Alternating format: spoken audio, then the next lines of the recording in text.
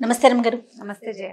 రమగారు, మనము అల్లావుద్దీన్ అద్భుత దీపం కథ ఇది కూడా 2 పార్ట్స్ వస్తాయి అని చెప్పారు. మొదటి భాగం అయిపోయింది, ఇప్పుడు రెండవ భాగంలో ఉన్నాం. అంటే బాబాయ్ తీసుకెళ్ళిన అల్లావుద్దీన్ మళ్ళీ ఇల్లు చేరిపోయాడు.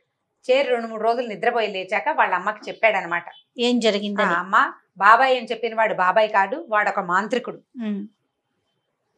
బాబాయిగా ఈ ఊళ్ళో చెలామణి అయ్యాడు. మనకు కూడా అలాగే తెలిసింది. ఇట్లా నన్ను వేరే చోటుకు తీసుకెళ్ళాడు, ఇలా ఇలా జరిగింది, నేను ఎలాగో తప్పించుకొచ్చాను, వాడు ఎక్కడికో వెళ్ళిపోయాడు, ఇక వాడికి మనం చిక్కకూడదు, వాడు నాతో ఏదో వేరే పని చేయించడానికి అక్కడికి తీసుకెళ్ళాడని చెప్తే వాళ్ళ అమ్మ బాబాయ్ తప్పించుకున్నాడు, నాకు లేకలేకున్న పిల్లాడు, ఇంకేముంది ఆసరా లేదు, ఇంకెవరు లేరు. సరే అప్పటిదాకా అంతకుముందు కొనుక్కున్న సామాన్లు అవి ఇవి ఉన్నాయిగా, బాబాయ్ తెచ్చిన వస్తువులు అవి మెల్లిగా అమ్ముకుంటూ కొన్ని రోజులు తిన్నారు.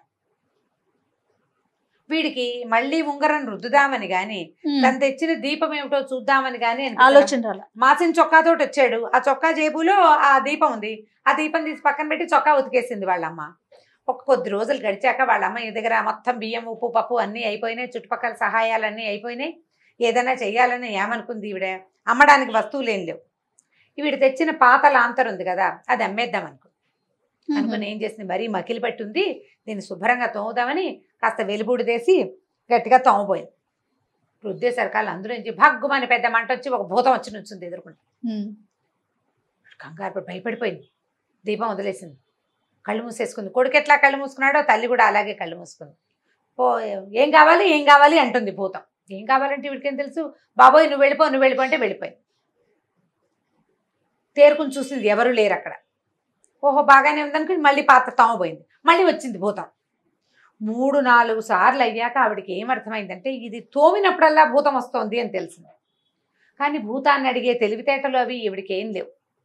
వెళ్ళిపోమంటే వెళ్ళిపోతోంది, తోమితే వస్తోంది. సరే అక్కడి నుంచి కొడుకు సాయంకాలం ఏదో ఆటకెళ్ళి తిరిగి వస్తే మళ్ళీ ఒరే రాయన రారా, ఇది నువ్వు తెచ్చిన దీపం ఉంది, ఇదేదో మహిమగల దీపం రా, ఇది నొక్కితే భూతం వస్తుంటే, అవునేవమ్మా నా ఉంగరంలో కూడా భూతం ఉంది చిన్నదన్నాడు.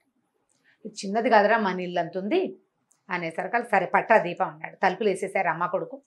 చీకట్లో ఆ దీపాన్ని రుద్దేసరికలు భూతం పెద్దవాడు, ఇంత పెద్ద శరీరంతో ఒక భూతం ప్రత్యక్షమైంది. ఏం కావాలి నరుడా, ఏమి నీ కోరిక టైపులో అడిగేసరికలు అప్పుడు వీడికి తెలిసింది, ఆ భూతం నన్ను అక్కడి నుంచి ఇక్కడికి తెచ్చింది. మా ఇల్లు పెద్దదైపోవాలని కోరుకున్నాడు. ఇల్లు పెద్దదైపోయింది. మా ఇంటి నిండా సామాన్లు, వెండి, బంగారాలు అన్నీ కావాలి. మా అమ్మకి నాకు బట్టలు కావాలి, మా అమ్మకి నాకు తిండి కావాలి, మా అమ్మకి నాకు అది కావాలి, ఇది కావాలి, ఇది కావాలి, అది కావాలి. లిస్ట్ అంతా చదివాడు. మొత్తం లిస్ట్ అంతా కళ్ళు మూసి తెరిచేలా వాళ్ళ ఫుల్ వచ్చేసింది. దీపాన్ని జాగ్రత్త పెట్టుకున్నారు. అల్లావుద్దీన్కి డబ్బు వచ్చిందని చెప్పుకున్నారు. వాళ్ళ బాబాయ్ వచ్చి ఇచ్చాడని కొంతమంది చెప్పుకున్నారు. సడన్గా ఇల్లు పెద్దదైపోయింది. ఇదేదో మాయమంత్రం అని అనిపించలా జనానికి. తర్వాత వీడు అలా అడిగాడు చుట్టుపక్కల వాళ్ళకి, మాకు ఎలా వచ్చిందో తెలియకూడదు. వాడు తెలివితేటలు. జనాలు ఎవరు ఆశ్చర్యపోలే. బాబాయ్ ఇచ్చాడు, వాళ్ళ సంపత్తి తెచ్చిచ్చాడు. అక్కడి నుంచి ఇల్లు గిల్లు బ్రహ్మాండంగా అయింది. వీళ్ళు హాయిగా ఉండటం మొదలుపెట్టారు. తల్లి కొడుకు జామ్మని ఏదో వ్యాపారం మొదలుపెట్టుకున్నాడు. వ్యాపారం నడుస్తోంది. వజ్రాలు, రత్నాలు, ఇంటి నిండా బంగారు ఆభరణాలు, బోల్డని పనివాళ్ళు, సహాయం చేసేవాళ్ళు, తోటలు, దొడ్లు, అక్కడి నుంచి వీడు తిరగడానికి గుర్రబళ్ళు ఎన్నో అమరినాయి. రోజులు గడుస్తూ ఉన్నాయి. అయితే వీడు ఎవరైతే బాబాయ్ వేషంలో వచ్చాడో వాడు నిజంగానే ఒక మంత్రవాది, మాంత్రికుడు. వాడికి భూమిలో ఫలానా చోట ఇది ఉందని తెలుసు. తను తీసుకోలేడు. అమాయకమైన వ్యక్తితోటి తీయించాలి దాన్ని. వేరే ఆలోచనలు ఉన్నవాడు, కుత్సితమైన ఆలోచనలు ఉన్నవాడికి అది రాదు బయటికి. అందుకని ఈ చిన్న పిల్లాన్ని సెలెక్ట్ చేసుకున్నాడు వాడు. కాకపోతే వాడు వెళ్ళిపోయాడు, కానీ అక్కడి నుంచి ఈ పిల్లాడు ఇవ్వటం లేదు. ఇంకా విసిగిపోయి వదిలేసి వెళ్ళిపోయాడు. వాడి దృష్టి ఇక్కడ ఉంది.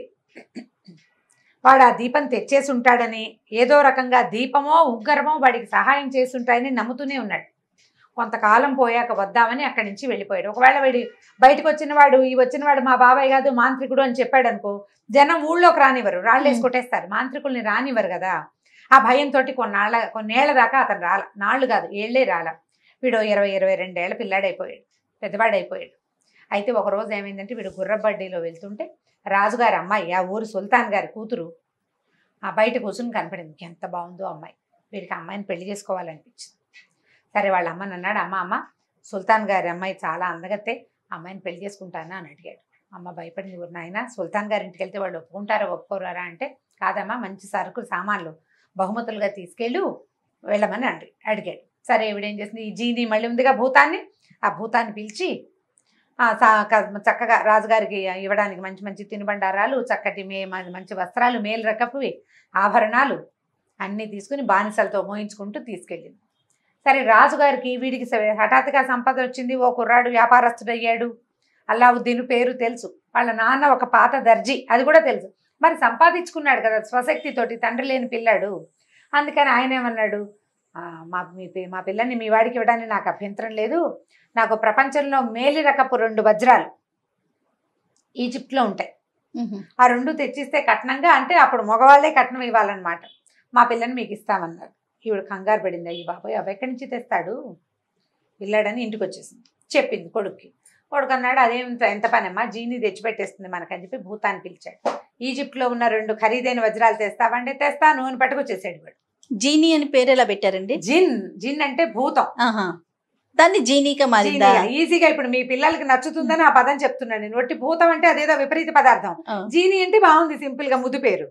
అక్కడి నుంచి ఏమైంది, రాజుగారికి ఇచ్చేశారు వజ్రాలు 2 ఇస్తే ఆయన తెగ ఆనందపడిపోయి పెద్ద పెద్ద వజ్రాలని దాచుకుని అమ్మాయిని ఇచ్చి పెళ్లి చేశాడు. రాజుగారు అమ్మాయి అయినా అత్తారింటికి వెళ్లాల్సిందే కదా, వీళ్ళ బిల్డింగ్లోకి వచ్చేసింది అమ్మడు. సరే హాయిగా భార్యతో కులాసాగా కాలక్షేపం చేస్తున్నాడు, చక్కగా బాగుంది. కొన్ని రోజులు గడిచాక ఆ అమ్మాయి ఏదో ఇల్లంతా తిరిగి చూస్తూ ఏదో ఈ పాత లాంతర్ అక్కడ కనపడింది అమ్మాయికి. ఆ అమ్మాయి ఏమనుకుంది, ఈ పాత లాంతర్ ఎందుకు పెట్టారో వీళ్ళు అని అనుకుంది. ఎప్పుడైతే రాజుగారు అమ్మాయిని ఈ కుర్రాడు పెళ్లి చేసుకున్నాడో అప్పుడు ఆ మాంత్రికుడు ఆ ఊళ్ళోకి ప్రవేశించాడు.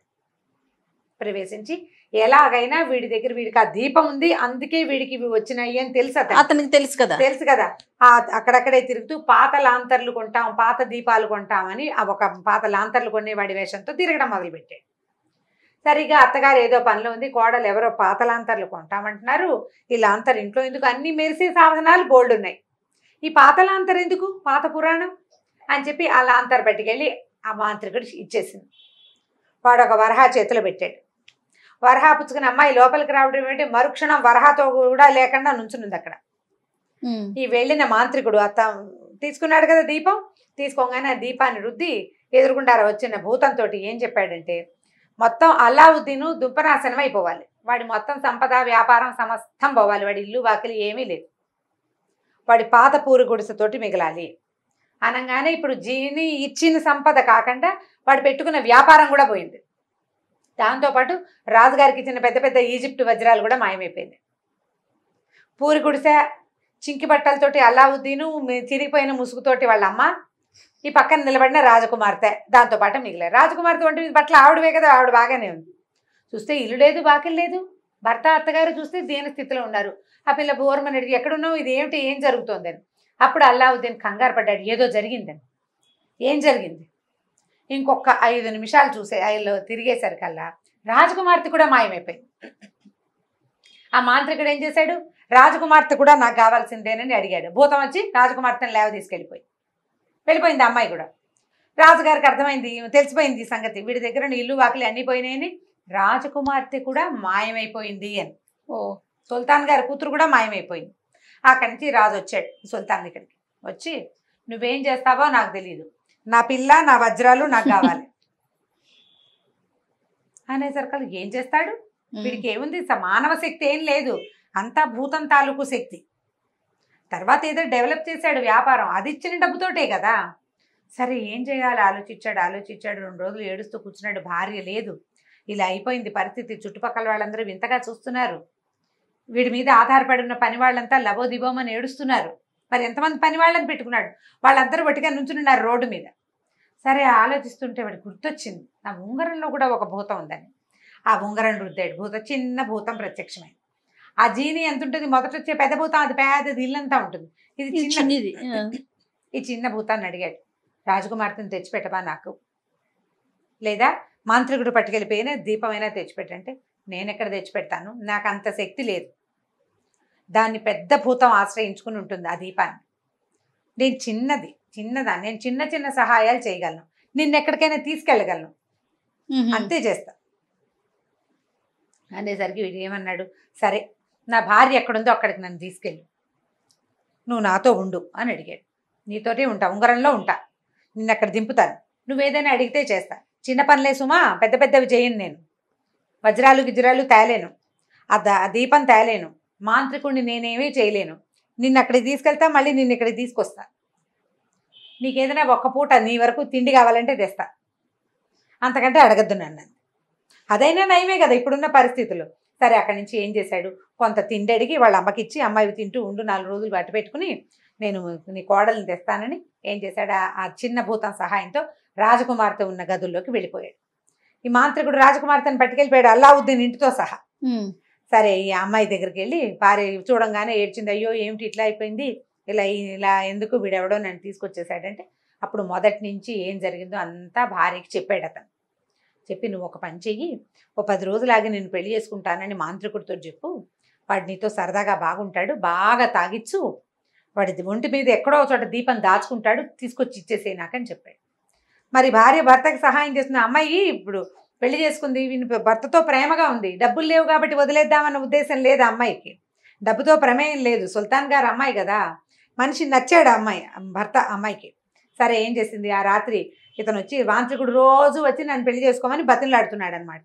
ఈ బతిమలాడుతుంటే ఏమంది, చేసుకుంటాను, ఒక 10 రోజులు సమయం కావాలి, ఎందుకంటే నేను అల్లావుద్దీన్ని పెళ్లి చేసుకున్నా, వాడేమో యంగ్ చిన్నవాడు, నువ్వు చూస్తే ఇంత పెద్దవాడివి, ఓల్డ్, నువ్వు యంగ్గా అన్నా అయిపోతే బాగుంటుంది, పోనీ అలా కాదు, నేనే నా మనసుని మేకప్ చేసుకుంటాను, ఒక 10 రోజులు సమయం ఇవ్వు, రా మన ఇద్దరం భోంచేద్దామని ఇద్దరు కలిసి కూర్చుని ఓ చోట కూర్చుని అన్నం తిన్నారు. ద్రాక్షాసవం ఏదో పోయటం మొదలుపెట్టింది. అట్లా మేలు రకపు ద్రాక్ష రసాన్ని అది ఎక్కువ తాగిన కొందికి తలకెక్కిపోతుంది, బాగా తాగించేసింది. తాగి తాగి తాగి తాగి తెల్లవారుజామున అతను పడుకుని నిద్రపోయాడు. నిద్రపోగానే ఈ అమ్మాయి ఏం చేసింది, భర్తను పిలిచింది, ఇద్దరు కలిసి విడిదట్టి అది వేసుకుని అంగరక 3-4 లైన్లుగా బట్టలు ఉంటాయి, వాటిలలో వెతికి ఆ దీపాన్ని తీసేశారు. చిన్న దీపం, అది దీపాన్ని బయటికి తీసుకొచ్చి ఆ దీపాన్ని రుద్దేసరికల్లా భూతం ప్రత్యక్షం. నన్ను నా భార్యని మా ఇంటికి చేర్చు. ఇద్దరు ఇంటికి వెళ్ళిపోయారు. రాజుగారికి 2 వజ్రాలు తెప్పించు. 2 వజ్రాలు రాజుగారికి వచ్చేసాయి. ఇప్పుడు మాంత్రికుణ్ణి భూమి మీద పడేలాగా చెయ్యి, అతను ఒక బిల్డింగ్లో ఉన్నాడు, మా ఇల్లు మాకు వచ్చేయాలి. వరుస కోరికలతోటి వీడి ఇల్లు వాకిలి, వీడి వ్యాపారం, వీడి పని వాళ్ళు సమస్తం అల్లావుద్దీన్కి వచ్చేసినాయి. వచ్చినాయి. మాంత్రికుడు విడిగా ఉండిపోయాడు. ఇప్పుడు అల్లావుద్దీన్ ఏం చేస్తాడు అనేది ఈ కథలో నీతి. ఇప్పుడు ఒక వ్యక్తి మనకి ఏదైనా సులువుగా తెచ్చుకునే ఉపాయం దొరికింది, నువ్వు ఎప్పుడూ సులువుగా దొరికే ఉపాయాన్నే వాడుతూ ఉంటే స్వయం శక్తి లేదు. నీ భార్యను ఒకటి తీసుకెళ్తే వాడిని కొట్టలేని దుస్థితిలో ఉన్నాడు, నువ్వు ఇంకొకరి సహాయం కోసం చూస్తున్నావు. ఇప్పుడు ఏం చేయాలి, ఏం చేస్తాడు?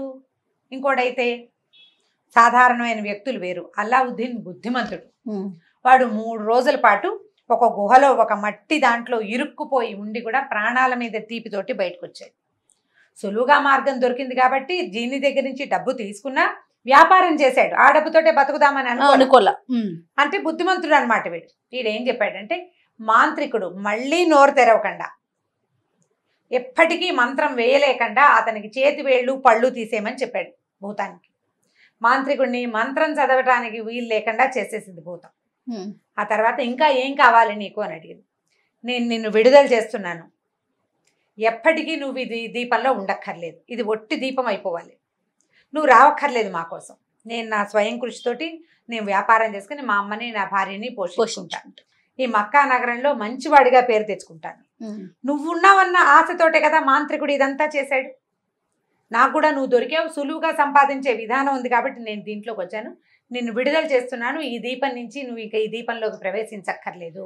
అంత పెద్ద జీని కూడా చక్కగా వెళ్ళి అందులో కూర్చునేది, వృద్ధితే బయటకు వస్తుంది. విడుదల ప్రకటించేశాడు. దాంతో ఈ జీని ఏం చేసిందంటే చాలా మెచ్చుకుని, నువ్వు గొప్ప పేరు తెచ్చుకుంటావు, ఎప్పటికీ నీ అల్లావుద్దీన్ అద్భుత దీపం కథ ప్రపంచం చెప్పుకుంటుంది. ఇప్పుడు వీడికి ఈ త్యాగబుద్ధి లేదనుకో, వాడు గ్రీడీగా ఉండిపోతాడు. ఇప్పుడు ఎప్పుడు సమస్య వచ్చినా దాన్ని రుద్దటం, దాని సహాయం, భూతం సహాయం తీసుకోవడం చేసేవాడు. మానవ ప్రయత్నం చేయటల్లా. ఇప్పుడు మానవ ప్రయత్నం నేను చేసుకుంటానని చెప్పి భూతాన్ని పంపించేశాడు. ఆ భూతం ఎప్పుడైతే ఈ మాట అందో ఈ దీపం ఢామని పగిలిపోయింది. ఇంకెవ్వరూ దాన్ని యూజ్ చేయలేకుండా ముక్కా చెక్క అయిపోయింది అనమాట. ఈ భూతం కాస్త మాయమైపోయింది. రాజుగారికి వజ్రాలు ఉన్నాయి, ఇతని దగ్గర ఇతని సంపద ఉండిపోయింది. ఇతను వ్యాపారం చేసుకుంటూ ఆ మక్కా నగరంలో ఎంతమందికో సహాయం చేస్తూ చక్కగా భార్యతోటి పిల్ల జల్లాతోటి హాయిగా ఉన్నాడు. కథ కంచికి మనం ఇంటికి. చాలా బాగుందండి. చిన్న పిల్లల కథ. ఇందులో ఉన్న ప్రధానమైన నీతి ఏంటంటే ఈజీగా దొరికేవి ఈజీగానే పోతాయి. నువ్వు కష్టపడి సాధించుకున్నది ఎప్పటికీ పోదు. కాబట్టి కష్టే ఫలి అది చెప్పాలి. సరదాగా అయిన కథ, చివరికి నీతి. అద్భుతం, సూపర్, చాలా బాగుంది. రైట్ రమ్మగారు, నమస్తే. నమస్తే జీ. ఇక ఈ వీడియో కనుక మీకు నచ్చినట్లయితే లైక్ చేయండి, షేర్ చేయండి. మరిన్ని వీడియోస్ కోసం మా ఛానల్ని సబ్స్క్రైబ్ చేసుకోండి.